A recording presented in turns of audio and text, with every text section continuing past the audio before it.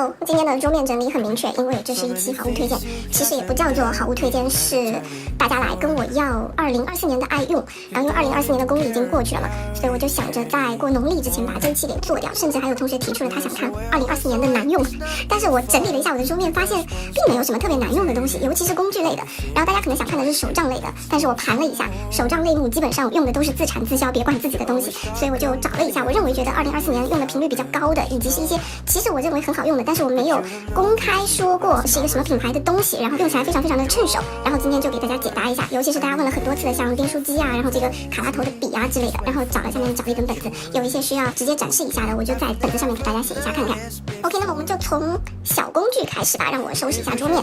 工具呢，主要就是2个打钉子的东西。确实，这个订书机在我的小视频里面出现的频率是还蛮高的，它是这个牌子，我给大家贴在上面，这个牌子它的价格比较高，好像是200多块钱还是300多块钱吧，价格有点浮动。因为我的其实这种工具类的东西都是小管买什么，他觉得这个东西可能会好用，然后就放在我的桌上，我拿来用一下，长时间下来觉得蛮趁手的，它出现的频率就会变高。它特别在哪呢？给大家看一下它的钉子，就是像这个钉子就是我们日常的这种大的订书机在用的，工作中的这种得力的订书机，它的钉子是这个尺寸的。然后这个牌子的订书机，它除了颜值高之外，它的钉子非常小，你看它钉子很小很小一个，所以它在手账本上面的占用面积就很小。尤其是大家如果说在小小的活页本或者是 A6 以下的本子当中使用的话，它的这个面积就非常适合，并不占位置，特别是贴的一个小角落里面，它不像这个钉子一样非常的笨重，这是它比较有特点的地方。而且它细细长长一条，大家上次提出来说是不是它那个可以伸进去的嘴比较长一点，其实并没有，看了一下它的这个牙齿的部分，其实还是常用日常大家使用的这种订书机能进去更多的地方，它只是看起来长。大家看这个位置，它这个纸伸进去的纵深的位置其实并没有特别长，它只到这儿。OK， 这个是给大家解答一下这个订书机订出来小小的一个，然后它的收纳特别的不占位置，就是你可以把它窄窄的这个放在里面可以插进去的空间里面，我给它留了一个专门的位置是用来靠着放的，不像粗笨的那个订书机占用的位置比较大。然后第2个这个用来打孔和固定的东西是这个气眼钳，它有自己专门配的这个东西，但这其实已经3、4年了吧，我估计4年的时间是有的。你看我到现在还没有用完，光是这一个颜色。所以大家如果买气眼扣的时候，可以不用买特别多，因为一时半会其实用不完。它的配色有很多是很好看的，这个配色只需要买自己标注的这一份。看像这个，它这个有一点灰调子的这个绿，还有这种都是没有用完的，已经很多年了，一时半会根本用不完。它的这个打孔的方式就是这儿有一个比较大的孔，然后这儿有一个比较小的孔。因为我没有买6排的活页专用的打孔机，所以我活页也是用这一个打孔的，并且它在咬合的时候，这个地方咬合的时候，这个手感是重重的，有配重让我觉得很舒服，就质感比较强烈吧。但是其他的气眼钳其实最终的作用是一样的，并没有因为它外观看起来特别好，出来的那个气眼最后钳上去的效果非常好，那并没有，几乎是一样的。这个就是气眼钳，给大家看一下具体的，你看到小视频里我平时拿出来这样钉一下这个东西，其实是它，然后给大家试钉一个。打开的时候千万不要这样打开哦，要这样反过来打开，不然就会洒的到处都是。然后呢，首先第一步是用它打一个孔，插在中间的位置，打一个孔，然后把这个插进去。然后呢，它这个地方有一端是圆角的，有一端是直角的，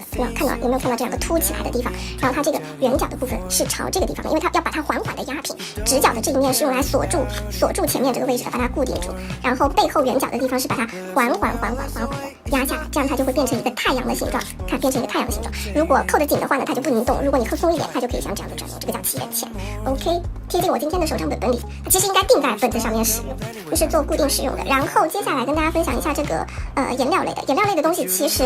本身在使用的就是大家所熟知的那几个。我有时候甚至觉得你们了解我的工具比我自己了解的还要多，我有时候自己都忘了自己有一个什么，然后你们就会提出来说，哎，小林你那个什么是什么牌子的，然后我自己都还要去找我这个是什么牌子的。有一个我2024年用的出现过好多次的是这个版画颜料，它是一个水性的版画颜料，不要去买油性的，尤其是大家是比如说做明胶版画，上次我稍稍给大家科普了一下，然后它呢其实也能够在手账本上面使用，只不过它的干透的时间会比较快，尤其是水性的，一下就蒸发掉了，蒸发干了，不太好改画。但是好像呢，像这种荧光色呢，也没有什么改的必要，它不只有这几个颜色，只是我根据自己的需求多配了一点点荧光色，然后给大家看一下它的效果。这是一块明胶版画，的制作过程，大家可以自己去搜索简单的小视频去了解一下。你是用它可能来做一下局部的肌理比较多，然后呢配一个滚轮。当然我在这边是用明胶版画做的，你也可以选择直接把它刷在你的本子上。一种方式是直接刷在本子上使用，像这个样子使用。然后视频里面看到的荧光色并不是特别强烈，但实际上它是非常非常亮的荧光色。然后你需要一个像这样子的滚轮，把它滚开，多滚几次。去做一个基底。明胶板的尺寸是有各种各样的，它比较适合做综合材料使用，你要非常多次多角度的去滚动它，它才会全部摊的特别平。像本子这种本子类的不好翻，我就会直接把它这样子盖在上面。如果是单张纸呢，我一般情况下是选择明胶板在下面，然后把纸再盖上去。这是其中一个比较小的步骤，就是给大家展示一下这个颜料的性质。好，掀起来，哎，就是一张版画的效果。然后为什么就是提醒大家买水性的，不要买油性的？一个就是清洁，另外一个是它在本子上比较好干透，稍过一会儿它就已经干透了。然后在清洁方面呢，你可以直接使用，比如说你不想老是跑厕所，其实水冲会比较干净，但是它水性的好处呢，就是你拿一张湿巾直接把它给擦掉。也可以当做清洁，只是就比如说你下一个颜色还要马上就印的，并且干不干净对它影响不是特别大的，你就可以用这样的方式。如果你最后是要收拾起来保存好的，就比如我今天已经印完了，我不印了，那我建议大家还是去洗一下，然后像这个滚轮也是这样擦一下，因为水性的擦一下就干净了，它就是比较费你的湿巾，但可以让你少跑几趟洗手间。OK， 它就可以这样短暂的先清洁一下，然后这是它制作的一个效果。然后再比如说我们要进行一个叠印，然后上面的这个肌理咱们等一会儿再说。比如说我现在要给它配成一个橙红色，我用这个玫红加上黄，它叠印的效果，叠印部分的效果呢就会有一个纯色的感觉。好，把这个黄色刷一下，就给大家做一个简单的展示啊，并不是教程，就会比较有趣。它要铺在平的地方使用，因为我现在这个桌面面积有限，我有一本本子垫在下面，大家自己要记得把板子铺在平的地方啊，平的地方去，不然它刷不匀。好，然后我找一个带有肌理的东西给大家看一下它的最后出现的效果有什么区别。这是一块用来刮腻子的板子，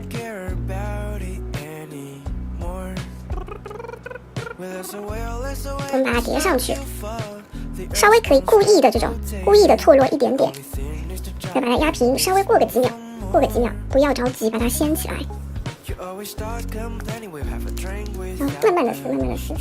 看它局部变成了橙红色，并且带有一点肌理，而且刮掉的地方它展现出来的还是玫红色。让大家发现没有，就是我在这上面停留的时间跟最后出现的效果其实是有差别的。第一个颜色的时候我是非常快速的把它印在上面，所以它保留的颜色我就比较全。然后第二个颜色，因为我去拿了一块板子滞留了一点时间，所以它留在上面的颜色就更多。所以这个就是跟时间是有差别的，是需要自己慢慢去尝试的。我这边就是简单的给大家先介绍一下它的使用方法。然后当这一趴结束之后呢，你就要去把它洗干净了，不要让它保留在那里，就刚刚已经去清洁干净了。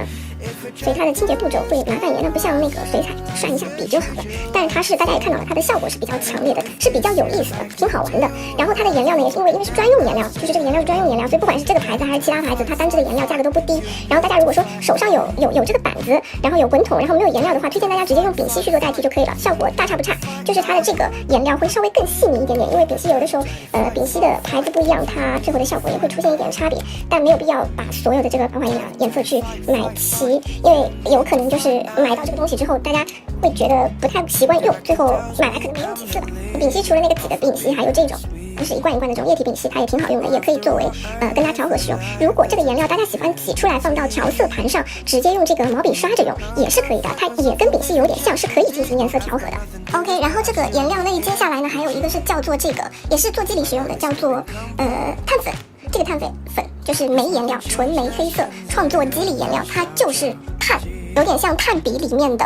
颗粒加上水混合的这种感觉。我给大家直白的看一下效果，可以把它直接在这里沾用，还有另外一种方法就是刷到那个调色板上面，看，你这沾用的话会有一点点肌理的效果，这样可能不太明显，多抠一点。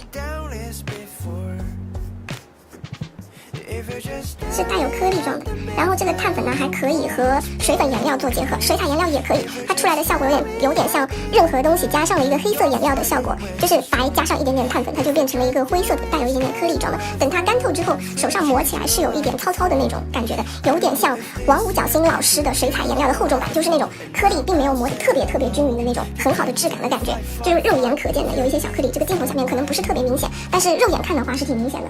好，大家看我刮了一块黑色的碳粉和3个水粉颜料，把它进行一下调和的话，它就是相当于一个黑颜料，但是它刮擦的时候是带有一点点肌理的，有点黑，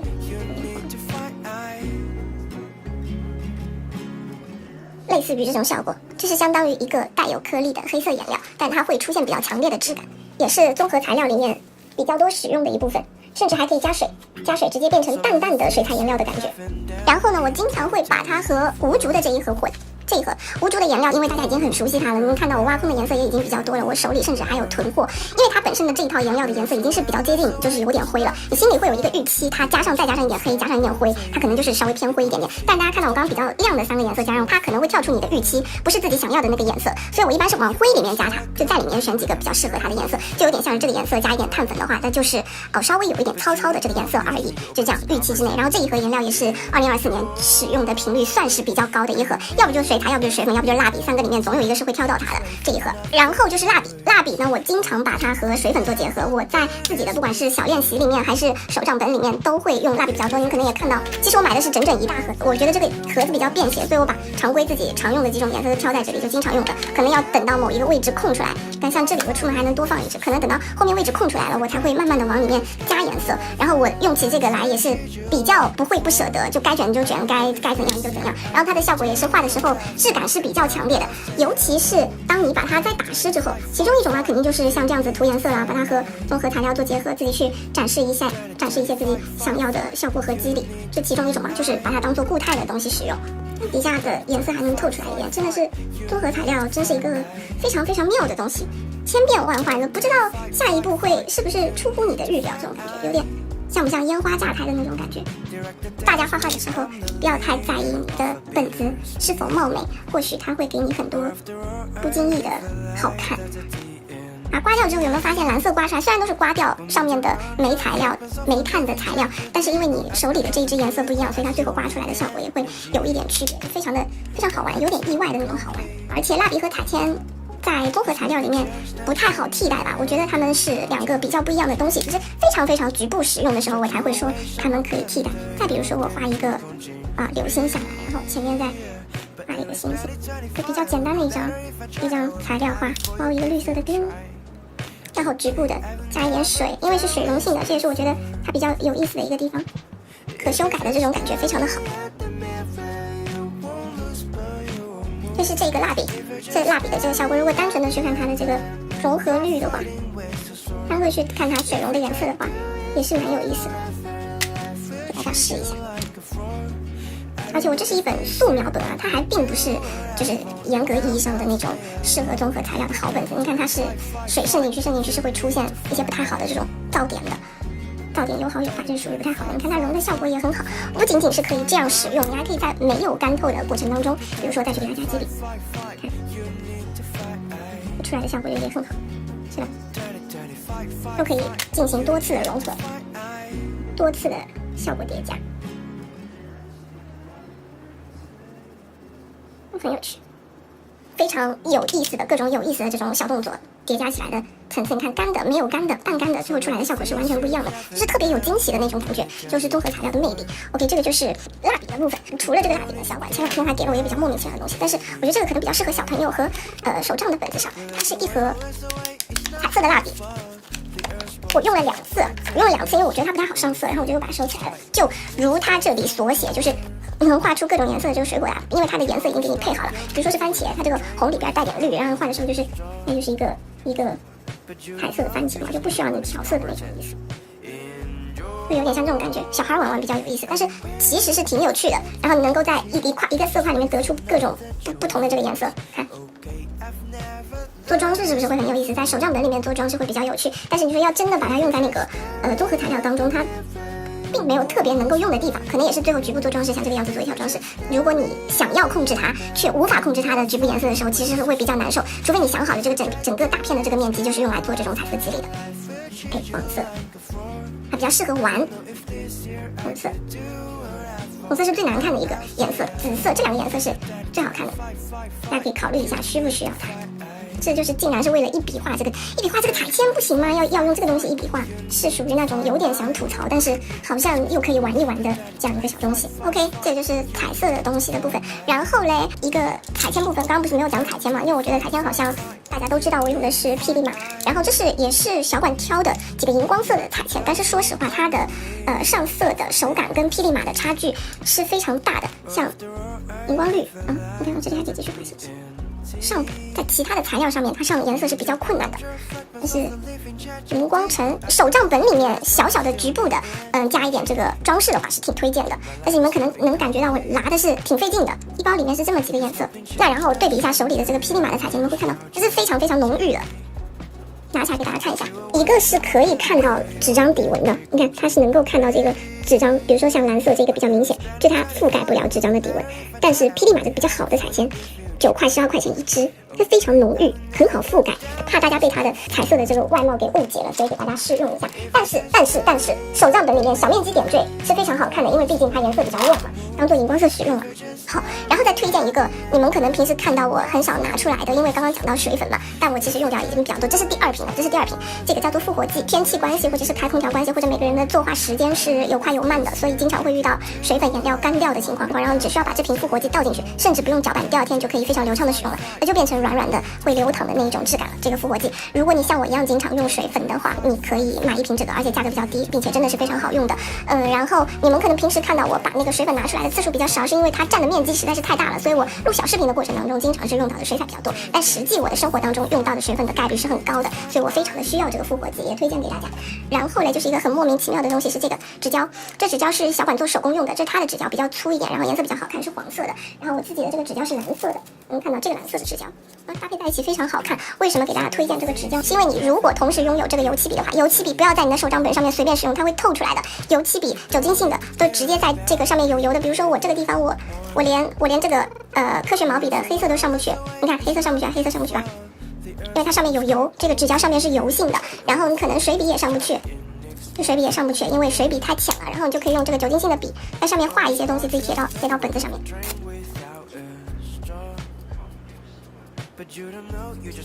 它就是一个标志，包括刚才我贴在那个订书机上面的那一条是一样的，都是我用油漆笔写的。但大家要记得买油漆笔或者记号笔，或者记号笔也可以的。这条要把它贴在这里，贴在你的手账本上都可以。它甚至可以是，比如说 to do。省钱不？这是我在什么地方用的？是给那个小孩贴玩具和那个箱子分类的时候，还有各种娃娃，还有玩具汽车。然后他那个箱子老换，我就不想每次都给他买那个卡片，因为卡片最后也是烂掉，所以我都用这样子的东西给他写上去之后，然后直到我本子里面也开始用这个。因为今天的这个 to do 还没有写在这个地方，所以我就先把它贴起来了。有重要的事情要做，我对待它的态度就是因为我并不是太 care 我的本子里面是不是整齐，是不是每页都非常漂亮。我对我的本子的态度就是随便用，所以呢，我就觉得这种东西是还比较有特点的，并且是非常醒目的，像黄色配上这个笔，甚至有一种那个泉水牛肉的那个感觉。不只是这样搭配哦，比如说你有这个 MT 的胶带，不止这一款，你可能有很多格子的，都可以用这个油漆笔去画。重点是在于油漆笔和记号笔，而不是在于这个胶带是什么材质的，它俩结合，你也可以贴在小孩子的玩具上面，很有用。你甚至可以这样用来处理你家里一些要废弃的那个胶带。除了这个之外呢，然后还有2个。这是无印良品的2个，我去年还比较常用。您看到这个主纸的部分，我已经用掉了一些，这个中间的这个带子都变松了。它的尺寸和纸的质感都非常的舒服，因为有的牛皮纸它的颜色是很深的，是那种更偏棕一点的牛皮纸的颜色，它这个是有点偏黄的、偏米黄的、土黄的那个颜色，所以眼睛看起来就特别的舒服。这个也挺推荐给大家的，上面不仅可以用水彩、铅笔、水粉、记号笔等等，全都是可以使用的，还有这种科学毛笔的。什么都能画，就是这种小画，有时候那个，比如说谁过生日了，我说小林，你能不能在我的订单中给我写一个生日快乐啊？朋友来店里，然后我就会这样给他写一张，塞进这个里面。如果你有和朋友交换手账礼物的小习惯，你就可以像我一样准备1包主纸，或者是1包素材纸，然后用这样子的方式送给你的朋友一个小惊喜。我不知道这个会落在谁的包裹里面，反正就是随手一画。它搭配小套子，然后这个也是你们可能偶尔会看到我在手账本里面用的，它也是无印良品的。下面这半本是大张的，上面这半本是3个小张的，颜色也是特别好搭配的。我已经撕掉用掉了一些部分。再然后呢，就是跟大家推荐的，也不是推荐吧，就是非常使用频率算是非常高了。2只百乐的卡拉头，这个卡拉头呢，除了里面有这个金属色啊，银色、绿色、蓝色是我自己挑选的之外，我还有备一些，这也是小婉给我挑的，它是可以单独替换的，只要把它拿下来，再塞一个自己用的颜色上去。让大家看我的用的还挺快的，你看这个灰色、绿色、蓝色最近已经有点写不出了，写到这儿有点卡住了。几个金属色颜色都是蛮好看的，然后它的壳就稍微贵一点，然后笔的话用的很快，你以为自己没怎么写，但实际上反正就是走珠走的特别快。然后它一支也并不是特别多啊，你看看好像是比其他的那个日常在用的水笔笔芯要少很多，所以它用完的一个颜色用完的非常快。我其实挺喜欢这种干脆的干脆可以很快用掉的东西，我不会觉得它不划算，我只会觉得哦，我用完了我又可以买新的了，就是这种心态。这是大家常问的，就是你用的这个笔是什么？它是百乐的卡拉头，然后还有2支是书写类型的笔，最后的这2个很爱用。你常常会看到我写粗的字的时候就经常用到这个笔，它是2个颜色，里面都是黑的，它只是外观不同，叫做30的黑科技，就是你看不到它的笔头在哪里，它是一个粗粗的块面，然后它写的时候是比较顺滑的，就特别适合签字、写落款等等，以及写字就是比较大的，不太爱写那个迷你小字的，像小管写字就非常谨慎，它就是小小的一个一个很整齐的字，它就不适合用这种特别粗的笔。然后我写字是那种胆子很大的，有给我多少面积我写多少字的那种人，写字不太拘束，我喜欢随便写，所以这个笔就特别适合我，叫做30黑科技。看它写的非常的顺滑，我一共买了3支，我到现在为止1支都没有用完过，但我经常用它，所以它其实非常的经用。OK， 这个就是到今天为止，农历2024年结束之前，我终于完成了我的这个任务，给大家小小的介绍了一下我的绘画工具。OK， 下次如果再搜罗到了好玩的，就继续再给大家做推荐。OK， 拜拜。